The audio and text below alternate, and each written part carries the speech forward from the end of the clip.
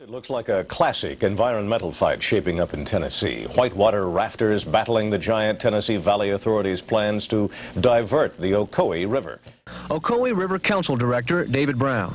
The Ocoee is of more value as a recreation resource in the summer than a 19-megawatt source of hydropower. The fact that TVA and the environmental impact statement admits that net annual benefits won't be noticeable in power rates would indicate to me that some small measure of use of the river for recreation would be even less noticeable.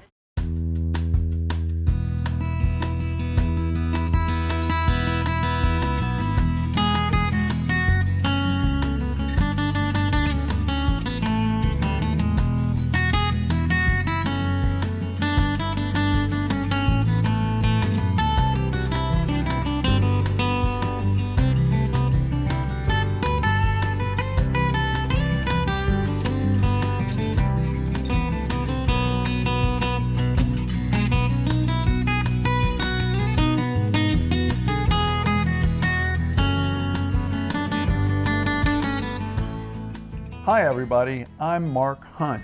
In this episode we'll be interviewing David Brown, well known in the whitewater community as the person who saved the Ocoee River. That was through his work leading a successful grassroots preservation effort in the early 1980s. We'll be hearing some of David's stories about the earliest days of paddling on the river and about that 1980s battle for the future of recreation on the river.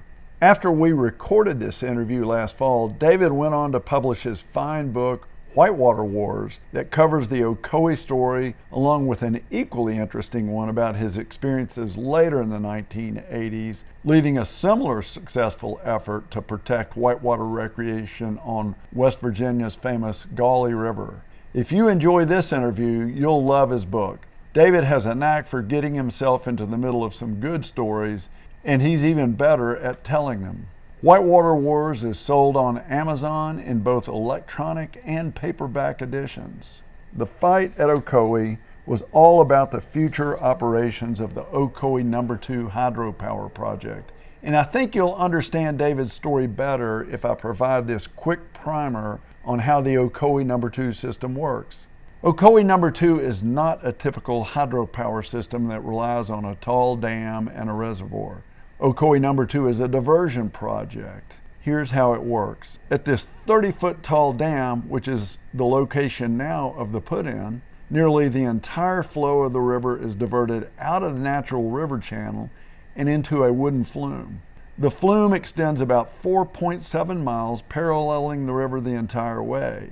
Now, the flume drops only about 10 feet over that distance, and in the meantime, the riverbed drops about 260 feet. So at the end of the flume, water is sent straight down the hillside through these huge pipes called penstocks and into the power plant. The enormous water pressure in the penstocks spin two big turbines, which in turn drive two large generators. The electricity produced from those generators is then sent out over the TVA system via high voltage power lines. The Ocoee No. 2 project was first built in 1911 to 1913 by the East Tennessee Power Company.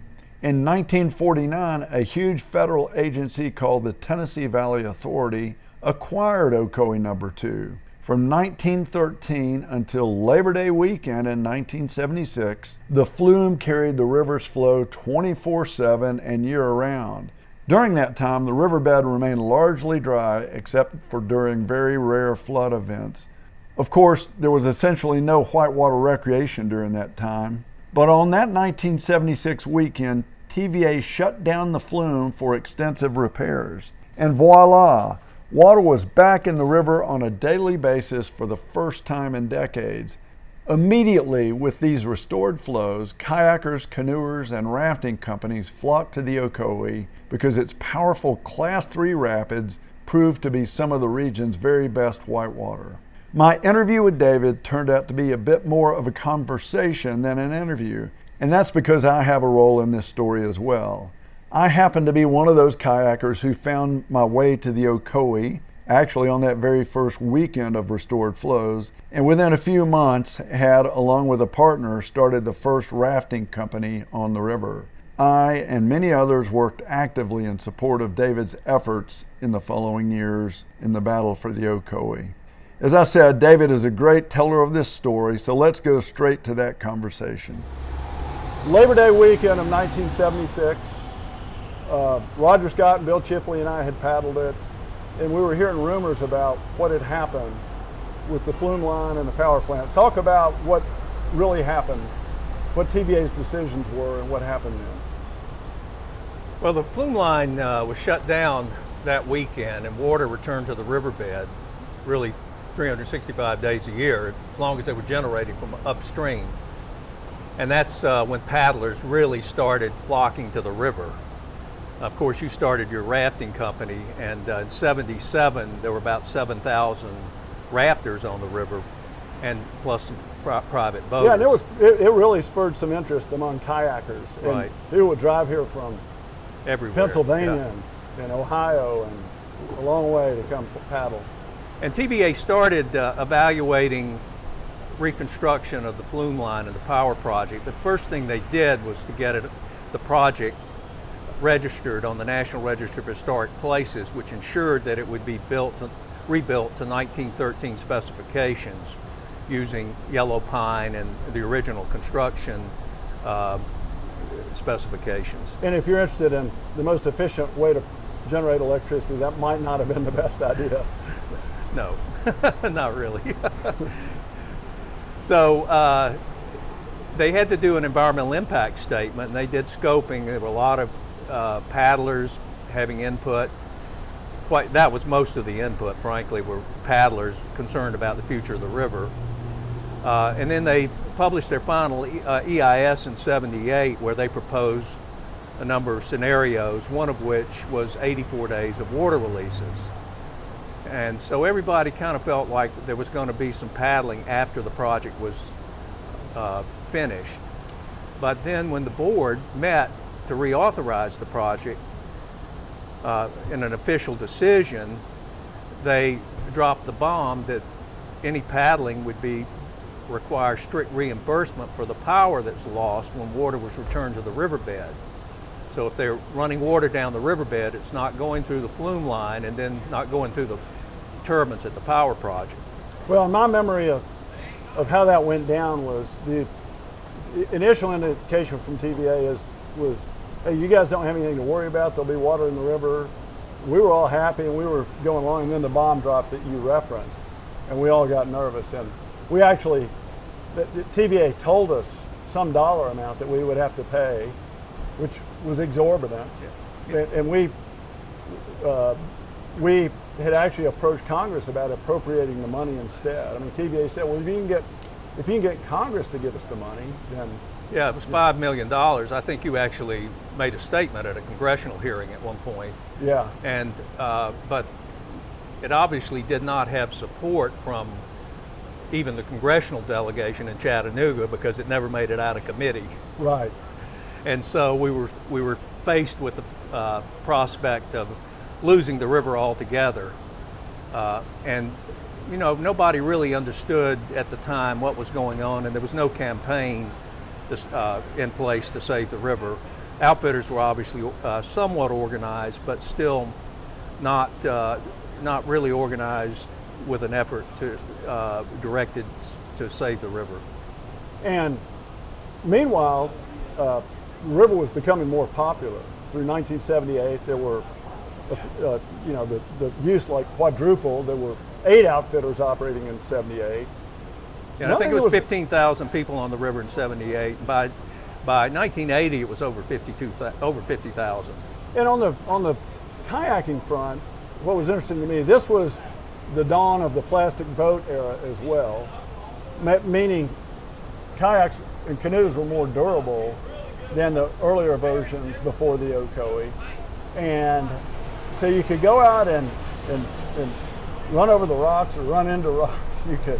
You'd have a boat that would last you years. You wouldn't have to repair it. And that made kayaking more accessible. The nature of the rapids on the Ocoee, bigger waves, deeper channels, really much more fun kayaking than most other rivers we were accustomed to in the South. And the constant availability with water in the riverbed, dam controlled from upstream, added to the popularity as well. So, a class 2-3 paddler that might live 2 or 3 hours away could come here just about every weekend, and skills would build very dramatically. So that really added to the popularity in the paddling community, I think, and it's what brought you here, actually. Oh yeah. Talk about your if you learned to paddle the Ocoee, you could paddle the Grand Canyon through the Colorado River through the Grand Canyon. And you were one of those kayakers that kind of fell in love with the Ocoee from a distance. You were living down south of Atlanta, I think. Yeah, I was I'd lived in Augusta, Georgia, and moved to Washington State and came back in 1980 and started paddling again. And that's when I discovered that the flume line construction was about to begin. Right. And but nobody seemed to know what was really going on. And that's when I approached Bill Miller. But the thing about paddling is, in a way, that was the era of the birth of play boating. Right. And so, especially with the plastic boats. And so you would spend hours and hours on the Ocoee just in play spots, doing enders and pop-ups and pirouettes. And some people would park and play. I mean, that's how the term got its name, I think. Park on the side of the road and go down to the slice and dice or double trouble or hell hole. Right, yeah. But Bill, so you and I bumped into each other on the river one day. Yeah, Bill Miller had told me that he was the president of Tennessee Valley Canoe Club. He told me that I should meet you, and so we met at Double Trouble, and I kind of gave you my little spiel about organizing a broader effort, and you were a little bit skeptical, I think, at the time. And I was among the outfitters. I had done some work organizing it. Yeah. It's kind of like herding cats. Outfitters, a friend described, are like marbles that bounce off each other continually. Right, yeah. And so, we weren't really the most natural group to organize and do something. But David, I remember you, after we met and had our first conversation, you weren't willing to give up. You're a tenacious fighter. You're not afraid. You showed up at my house. I was there cooking a meal for 20 raft guides. They were going to show up like an hour later. You walked in my door, and I remember clearly you said, "Mark, the Ocoee is going to die unless we get really serious and do something. What are we going to do?" And you challenged me a little bit, and I felt myself getting a little on board, and we had a great hour-long brainstorm that evening, and it led to other things. So take it from there. Well, we did that van tour with some private boaters, Bill Miller, you, Dick Eustace, talking to people who had tangled with TVA. I remember meeting with Frank Fly. At the time, a lot of people were still kind of questioning whether we could deal directly with TVA, direct negotiation, or we were going to have to take a different course. And so Frank Fly made it clear to us that we couldn't trust TVA. Now, Frank was an attorney. Yeah, and he was fighting the Columbia Dam on the Duck River. Yeah, he was up near Nashville, and we stopped and saw him, and we were in Bill Miller's van on the way back, and Dick Eustace, who you mentioned, was the manager of the Ocoee outpost for Danaher Outdoor Center. And I think you sensed that it was going to take a lot of work and people might not cooperate, and it was really worth it. You said something to the effect, "Well, guys, I tell you what, I may have to go back out to Washington State and be a ski lift operator again." And we stopped at a Cracker Barrel for a pee break, and Dick Eustace and I kind of huddled, and I said, hey Dick, if we offer David $150 a week, and if NOC will pay half, Sunburst will pay half, maybe he'll stick around and help us a little longer. And when we got back in the van, I pitched that idea, and you said, "Yeah, let's do it." You couldn't wait. Yeah, it was all you needed. It took you about 1 second to decide that this was going to be your thing for a while, and you moved into guide housing. You got free housing out of this deal. Right. Yeah, I lived in your guide house that first winter, and you folks had gone to Colorado to Crested Butte, so we were, we really were very green. We knew we had to do something, not exactly sure what. We had gotten a little council from American Rivers. It set up the Ocoee River Council, which was private boaters and and outfitters. So we had an organization, and I was getting the administrative stuff together. There had been a petition put up at Laddie's Gulf Station and got about 200 names on it opposing recreation on the river. Like kind of like forever. Like Shut down recreation. Generate electricity purely. Yeah, totally back opposed. Back to the way it was. Yeah, totally ban kayaking and rafting. But that disappeared, and so we kind of thought, well, maybe it's nothing's happening with it. But then I got a call from Tish Jenkins, Southeastern District Administrator from TVA. It said that this petition had been received by Congress with over 2,000 names on it against recreation on the river. And of course, my heart sunk because that was a political catastrophe. But she told me to come look at it. So I drove over to her office. She gave me a copy of it. And right away, I found Jake Kerr's name on it. Jake rented your headquarters to you, and I knew Jake would not have signed the thing. So, my suspicions were raised by that. I took the petition to Jake. Jake looked at it and said, David, there are dead people on this petition. And so Jake got mad, immediately jumped in his car and went to the Cleveland newspaper. And so it blew up in the newspaper, and TVA started a, quote, investigation. Right.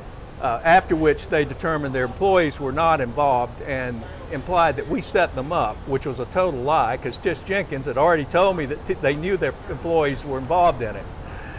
So what this is sort of illustrating, at the corporate, top levels of TVA, they were facing a precedent. They didn't want to release water, give away water that could generate electricity, because it would set a precedent, and they didn't want to do that. That's why they were pressing for reimbursement to do it. And at the local level, TVA employees were feeling that their jobs were threatened, even though we weren't really after shutting down this project. We just wanted a balance of power generation and releases for recreation. But it's interesting that there was a lot of local opposition beyond the TVA employees, and it had a little bit to do with the culture. Polk County is a remote Appalachian region that is predominated by national forests and a lot of traditional way of life in those days here. And this influx of rafting companies and whitewater paddlers and hippies, it was very threatening to some people, and they didn't want their lives disrupted. So it was kind of bumpy in terms of local relationships in those days. Yeah, I think outfitters had some good relationships with local people through their business dealings, and so, but TVA, the Office of Power was dead set against recreation on the river, and of course the local employees were as well. So that guaranteed that there was going to be a fight for the river. So at one point we tried a lawsuit. Yeah, so after TVA had kind of implied that we were behind the petition in the newspaper, it really made me mad. And JT Lemons, who ran Ocoee Outdoors, had been introduced to an attorney in Nashville, Charlie Warfield, who told him if we ever need any help, give him a call. And so I thought we should explore the potential for a lawsuit. And early on in the battle, I'd looked at the Tellico Dam controversy and had determined there were basically four options to win. There was no action, where you could just accept whatever they gave you. There was direct negotiation, and you can't win direct negotiation from a position of weakness, which is where we were. There was potential legal action, and then there was political action. Well, it's pretty apparent from the Tellico Dam situation that while you might be able to delay the project in some way or enhance your negotiating position, political action was ultimately going to be the way the river was saved. But we decided to file a lawsuit in hopes of forestalling the project and maybe bringing TVA to the negotiating table.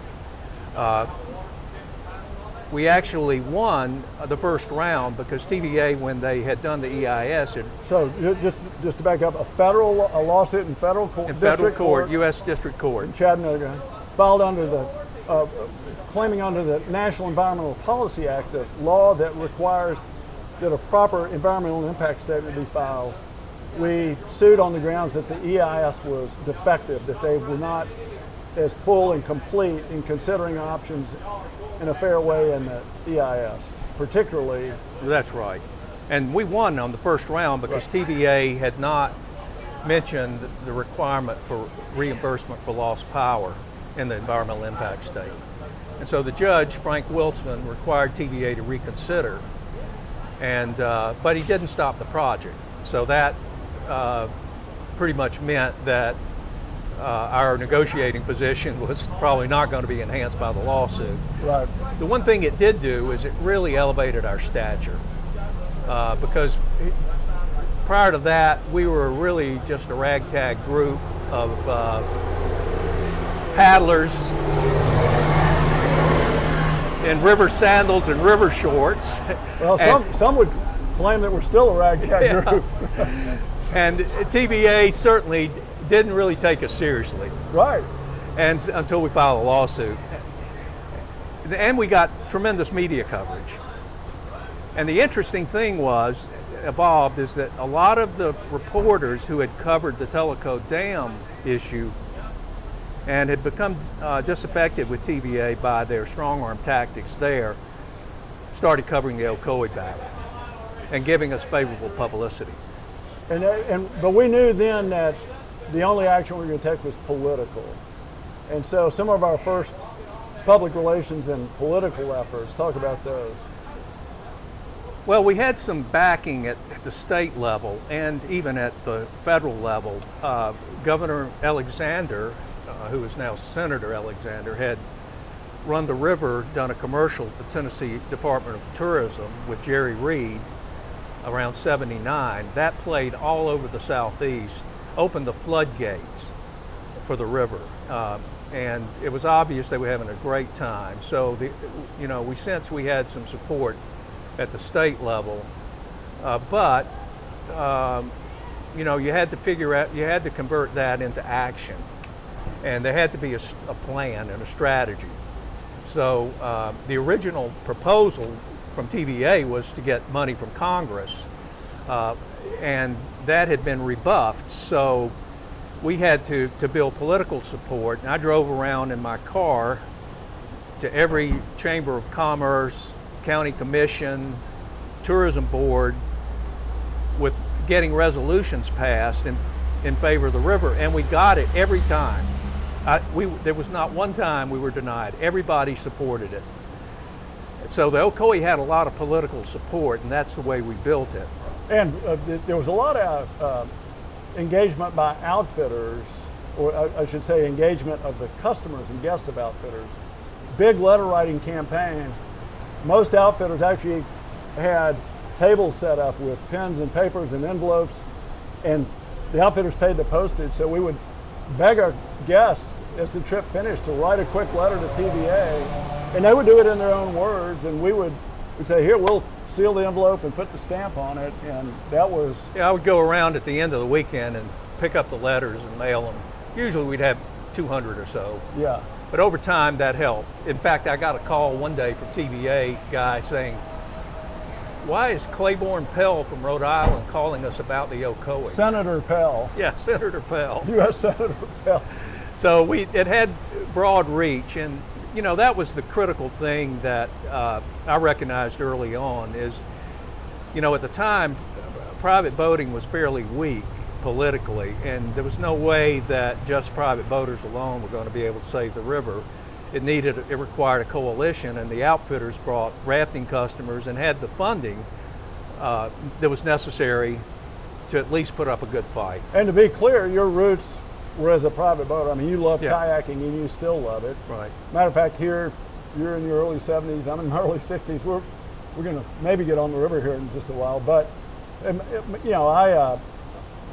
my partner Bill and I started our company as kayakers, but I think you're right about the influence on the economic benefits of the outfitting industry on tourism, and the organizing capacity of outfitters was really important Well, it was essential to the win because we, both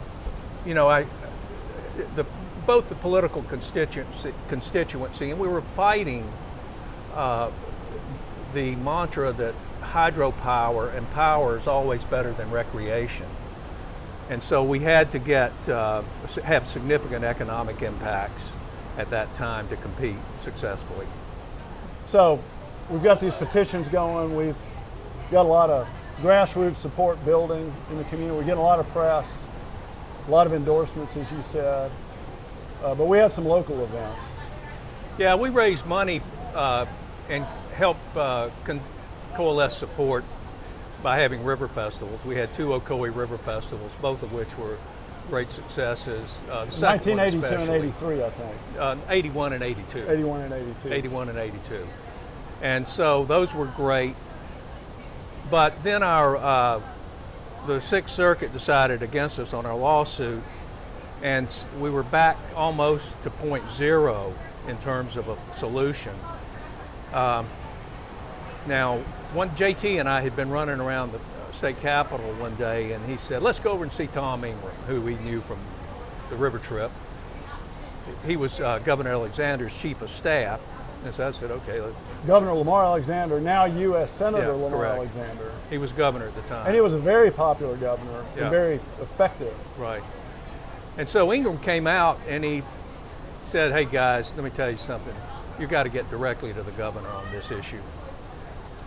So we had been meeting obviously with everybody else, and there were a lot of platitudes, but no real action being taken. And the governor at that point had been rafting maybe 3 times.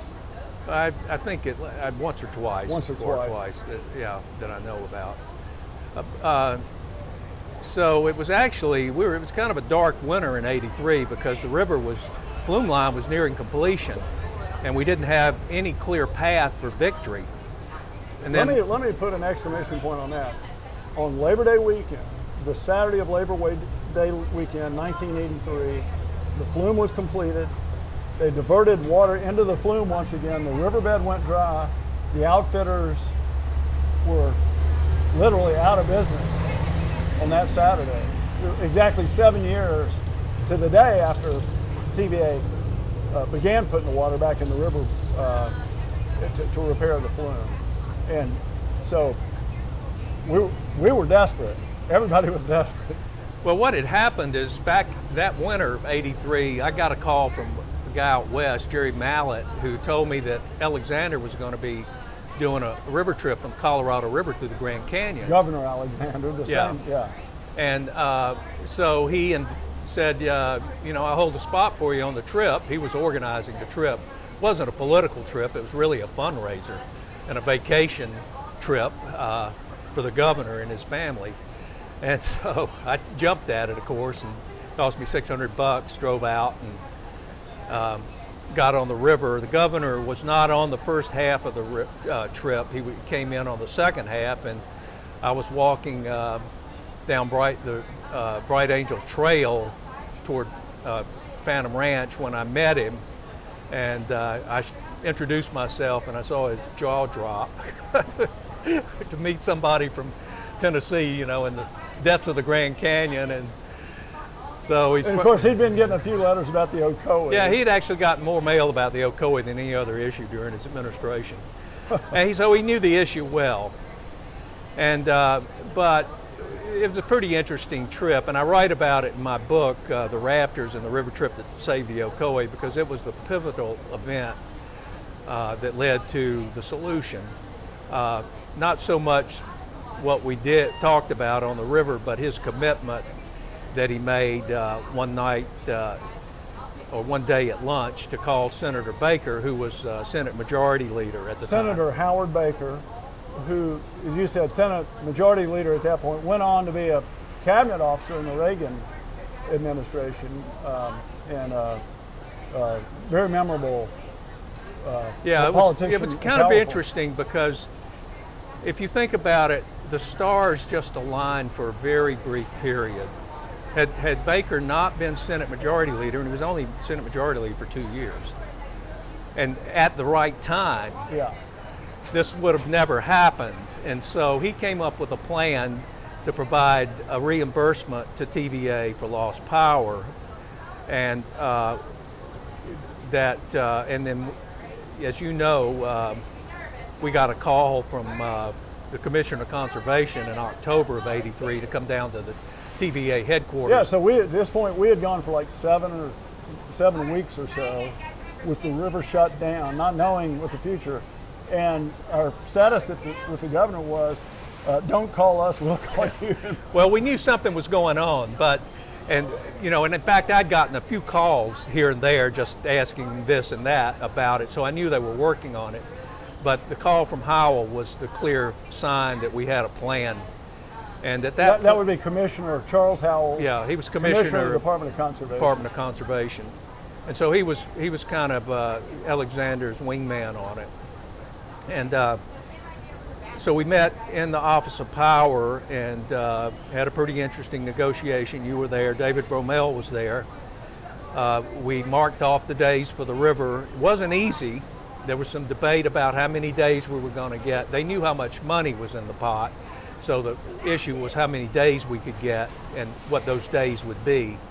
So we came up with a schedule that's pretty much what it is today, although it's been adjusted a little bit. That was a contentious, several-hour-long discussion that day. There was 11 of them and 4 of us. Yeah. But it was as I had mentioned earlier, it was a direct negotiation, but we were negotiating from a position of power with the state and Senator Baker's support.